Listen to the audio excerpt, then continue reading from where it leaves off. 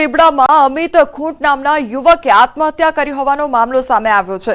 સગીરાએ 2 દિવસ અગાઉ અમિત ખૂંટ નામના યુવક પર બળાત્કાર ગુજારાનો આક્ષેપ કર્યો હતો તો યાજ્ઞિક રોડ પર કેફી પીણું પીવડાવીને દુષ્કર્મ ગુજારાનો આરોપ લગાવવામાં આવ્યો હતો।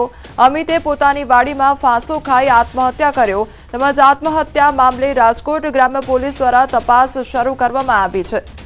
संवाददाता अंकित जोड़ाયેલા છે। अंकित, युवक द्वारा आत्महत्याની ઘટનાને અંજામ આપવામાં આવ્યો, આખરે શું કારણ રહ્યું અને કોના દ્વારા દબાણ કરવામાં આવી રહ્યું હતું? ચોક્કસ જે ઘટના સામે આવી છે તે રાજકોટ જિલ્લાના લોધિકા તાલુકામાંથી સામે આવી છે। લોધિકામાં આજે અમિત ખૂંટની જે વાડી આવેલી છે ત્યાં તેણે ગળાફાંસો ખાઈ આપઘાત કરી લીધો હોવાનું છે તે સામે આવ્યું છે। 2 દિવસ પૂર્વે 17 વર્ષીય સગીરા છે તે રાજકોટ શહેરના જનાના હોસ્પિટલ ખાતે સારવાર અર્થે દાખલ થઈ હતી ત્યારે તેણે જણાવ્યું હતું કે પોતાની સાથે રીબડાનો જે વતની છે અમિત ખૂંટ તેના દ્વારા કેફી પીણું પીવડાવીને ત્યારબાદ તેની બેભાન કરવામાં આવી હતી અને બેભાન કરીને તેની સાથે દુષ્કર્મ ગુજાર્યું હોય આ પ્રકારની ફરિયાદ છે તેને રાજકોટ શહેરના એ ડિવિઝન પોલીસને આપી હતી। એ ડિવિઝન પોલીસ દ્વારા જે સગીરા છે તેના પરિવારજનોનો સંપર્ક પણ સાધવામાં આવ્યો હતો, જોકે પરિવારજનોએ આ મામલે કોઈ પણ જાતનો ડિગ્રી સાથે લેવા દેવા ન હોય જેથી પોતાને ફરિયાદ ન નોંધાવી હોવાનું જણાવ્યું હતું। ત્યારે છેલ્લા 2 દિવસથી અમિત ખૂંટ છે તે ફરાર હતો ને આજે વહેલી સવારે તે વાડીમાંથી પોતે ગળાફાંસો ખાઈ લીધેલી હાલતમાં તે મળી આવ્યો છે। જે અંકિત, સમગ્ર માહિતી બદલ આપનો આભાર। ઉનાળે દેશભરના વાતાવરણમાં પલટો જોવા મળી રહ્યો છે ત્યારે એમપીના દેવાસ શહેરમાં ગાજવીજ સાથે ભારે વરસાદ અને કરા પડ્યા છે। દેવાસમાં અચાનક હવામાન પલટો આવ્યો હતો અને શહેરમાં વટાણાના દાણા જેટલા કરા પણ પડ્યા હતા। વરસાદ પહેલા ભારે પવન અને વાવાઝોડું સર્જાયું હતું। પવનની ગતિ એટલી વધુ હતી કે ઘણા વિસ્તારોમાં વીજ પુરવઠો પણ ખોરવાઈ ગયો હતો। ઘણા વિસ્તારોમાં વાયર તૂટવા અને ફોલ્ટને કારણે કલાકો સુધી વીજળી પણ ખોરવાઈ ગઈ હતી। अन्य समाचार पर नजर करिए तो आज धोरण 12 विज्ञान सामान्य प्रवाहનું परिणाम जाहिर થશે। સવારે 10:30 કલાકે પરિણામ જાહેર થશે તેમજ જીએસઈબીની વેબસાઇટ પર આ પરિણામ જાહેર થશે। ધોરણ 12 અને ગુજકેટનું પરિણામ જાહેર થશે। www.gseb.org પર આ પરિણામ જાહેર થશે। ધોરણ 12નું પરિણામ આજે જાહેર થવાનું છે અને સવારે 10:30 કલાકે પરિણામ જાહેર થશે।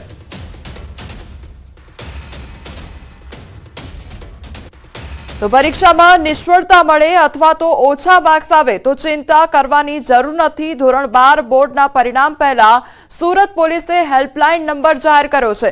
સુરત પોલીસની ટોલ ફ્રી સેવા પર કોલ કરશો તો પોલીસ મદદ કરશે। પરીક્ષાના પરિણામને લઈ ડિપ્રેશનમાં ન આવવા શહેર પોલીસની અપીલ કરવામાં આવી છે। મિત્ર અથવા તો કોઈ પરિવારનો સભ્ય આ પ્રમાણે ડિપ્રેશનમાં હોય તો તાત્કાલિક ટોલ ફ્રી નંબર પર કોલ કરવા માટે અપીલ કરી છે। 100 નંબર ટોલ ફ્રી નંબર અથવા તો હેલ્પલાઇન નંબર પર સંપર્ક કરવા શહેર પોલીસ દ્વારા વિનંતી કરવામાં આવી છે। ભાજપના રાષ્ટ્રીય અધ્યક્ષ જેપી નડ્ડા આજે ગુજરાતમાં છે। કેવડિયા કોલોની ખાતે રાજસ્થાન ભાજપની પ્રશિક્ષણ શિબિરમાં રાષ્ટ્રીય અધ્યક્ષ જેપી નડ્ડા હાજર રહેશે તો પ્રશિક્ષણ શિબિરમાં રાષ્ટ્રીય મહામંત્રી બીએલ સંતોષ પણ માર્ગદર્શન આપશે। શિબિરમાં રાજસ્થાનના મુખ્યમંત્રી ભજનલાલ શર્મા અને પૂર્વ મુખ્યમંત્રી વસુંધરા રાજે પણ હાજર રહેશે તો રાજસ્થાન ભાજપના નેતાઓ અને સંગઠનના હોદ્દેદારો હાજરી આપશે। રાષ્ટ્રીય અધ્યક્ષ અને મહામંત્રી શિબિરમાં માર્ગદર્શન આપશે। સ્ટેચ્યુ ઓફ યુનિટી ખાતે સરદાર વલ્લભ પટેલની પ્રતિમાને સાંજે પુષ્પાંજલિ પણ અર્પણ કરવામાં આવશે। રાજકોટના કોરાટ ચોક નજીક ટ્રક અડફેટે સાસુ વહુના મોત નીપજ્યા હોવાનો મામલો સામે આવ્યો છે। ટ્રક ચાલકે 2 વ્હીલર પર જઈ રહેલા સાસુ વહુને અડફેટે લીધા હતા। અકસ્માત સર્જીને ટ્રક ચાલક ત્યાંથી ફરાર થઈ ગયો હતો। જો કે બાદમાં પોલીસે ડ્રાઈવરની અટકાયત કરી અને 2 વ્હીલર ઉપર જતા ગોંડલના જ્યોતિબેન બાવનિયા તેમજ પુત્રવધુ જાનવીબેન બાવનિયાનું મોત નીપજ્યું છે તો રાજકોટમાં જનોઈ પ્રસંગેથી પરત જતા અકસ્માત સર્જાયો। અકસ્માતની ઘટનામાં બંનેના પતિને પણ ઈજા પહોંચી છે।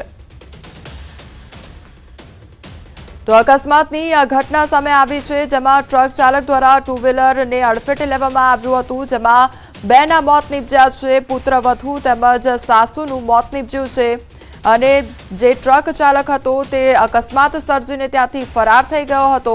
આ અંગે વધુ તપાસ પણ હાથ ધરવામાં આવી છે। અકસ્માતમાં પિતા પુત્રને પણ ઈજા પહોંચી છે, તો બીજી તરફ પુત્રવધુ તેમજ સાસુના મોત નીપજ્યા છે.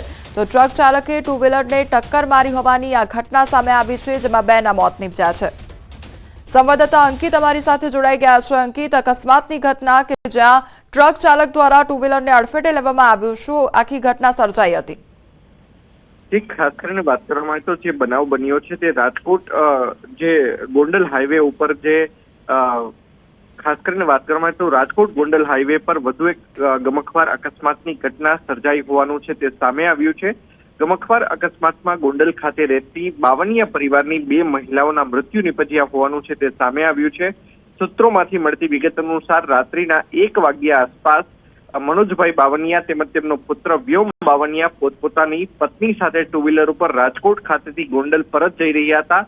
તે દરમિયાન ટ્રક ચાલક દ્વારા પિતા પુત્રને તેમની પત્નીઓ સાથે અડફેટે લેવામાં આવ્યા હતા, ને જે અંતર્ગત 49 વર્ષીય જ્યોતિબેન બાવનિયા તેમજ 23 વર્ષીય પુત્રવધુ જાનવી બાવનિયાનું મૃત્યુ થયું હોવાનું છે તે સામે આવ્યું છે. સાથોસાથ અકસ્માતની ઘટનામાં મનોજભાઈ તેમજ તેમના પુત્ર વ્યોમને પણ ઈજા પહોંચતા સારવાર અર્થે તેમને રાજકોટ શહેરની સિવિલ હોસ્પિટલ ખાતે ખસેડવામાં આવ્યા છે. જે અંકિત, આપ જોડાયેલા રહેજો અને અપડેટ લેતા રહીશું. ગોંડલના રીબડામાં અમિત ખૂંટ નામના યુવકે આત્મહત્યા કરી હોવાનો મામલો સામે આવ્યો છે. સગીરાએ 2 દિવસ અગાઉ અમિત ખૂંટ નામના યુવક પર બળાત્કાર ગુજારાનો આક્ષેપ કર્યો હતો, તો યાજ્ઞિક રોડ પર કેફી પીણું પીવડાવીને દુષ્કર્મ ગુજારાનો આરોપ લગાવવામાં આવ્યો હતો.